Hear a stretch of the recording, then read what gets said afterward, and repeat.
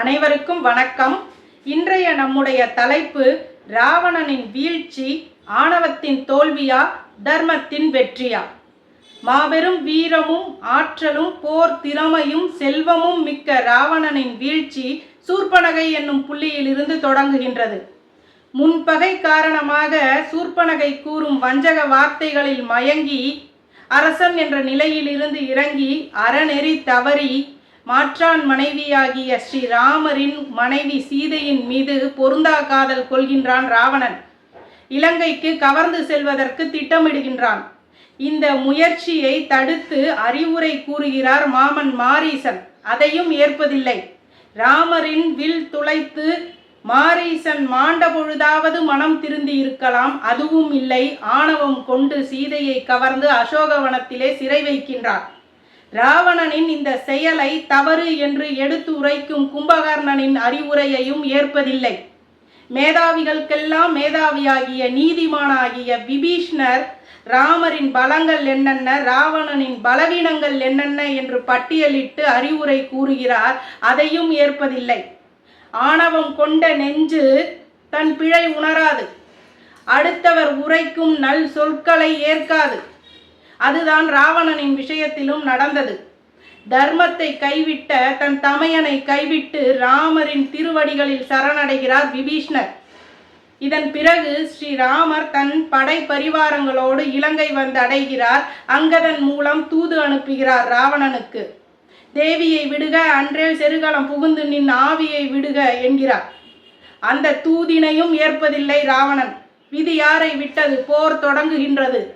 முதல் நாள் போரிலேயே ராமருக்கு எதிராக செய்த போரில் ராவணன் அனைத்து ஆயுதங்களையும் இழந்து நிராயுதபாணியாக நிற்கின்றான். ராவணனுக்கு இந்த நிலைமை ஏன் வர வேண்டும்? வாரணம் பொருத மார்பும் வரையினை எடுத்த தோளும் நாரத முனிவர்க்கு ஏற்ப நயம்பட உரைத்த நாவும் தாரணி மௌலி பத்தும் சங்கரன் கொடுத்த வாளும் வீரமும் களத்தே போட்டு வெறுங்கையுடன் மீண்டு போயினான். ஏன் இந்த நிலைமை ராவணனுக்கு வர வேண்டும்? இந்த பாடலை இந்த கோணத்தில் சிந்தித்து பாருங்கள். வாரணம் பொருத மார்பு என்ற அதன் பெருமையை இழந்து நின்றது எதனால்? மாற்றான் மனைவியாகிய சீதையை தன் மார்பு கூட்டினில் இருக்கும் மனச்சிறையில் வைத்ததினால். வரையினை எடுத்த தோள், சிவபெருமான் இருந்த அந்த கைலாய மலையையே பெயர்த்து எடுக்கும் வலிமை கொண்ட அவனுடைய தோல் இன்று துவண்டு போனது எதனால்? அன்று பஞ்சவடியிலே பர்ணசாலை மண்ணோடு சீதையை தன்னுடைய தோளில் சுமந்து வந்து அசோகவனத்தில் சிறை வைத்தானே, அந்த அதர்ம செயலினால். நாரத முனிவருக்கு இணையாக சாம கீதம் பாடி புகழ்பெற்ற அவனுடைய நாக்கு இன்று உலர்ந்து போனது எதனால்? அசோகவனத்திலே சீதையிடத்தில் சென்று ஆசை வார்த்தைகளை பேசி பேசி அவருடைய செவிகளை கூச செய்த காரணத்தினால். தாரணி மௌலி 10 அவனுடைய 10 கிரீடங்களும் மண்ணோடு மண்ணாக போனது எதனால்? அசோகவனத்தில் சீதையிடம் மானங்கெட்டு நெடுஞ்சான்கிடையாக விழுந்து என்னை ஏற்றுக்கொள் ஏற்றுக்கொள் என்று மன்றாடினானே, அப்பொழுதே அவனுடைய மணி கிரீடங்கள் மண்ணோடு மண்ணாக போயது. சங்கரன் கொடுத்த வாள் இன்று ராமரின் முன்பு செயலற்று போனது எதனால்? அன்று பஞ்சவடியிலே சீதையை காப்பதற்காக போராடி நிராயுதபாணியாக நின்ற ஜடாயுவின் மீது அதர்மமாக ஆணவம் கொண்டு சிவபெருமான் தந்த அந்த சந்திரகாச வாளை வீசி ஜடாயுவினை கொன்றதினால் இன்று அந்த சங்கரன் கொடுத்த வாள் ராமரின் முன்பு செயலற்று போனது.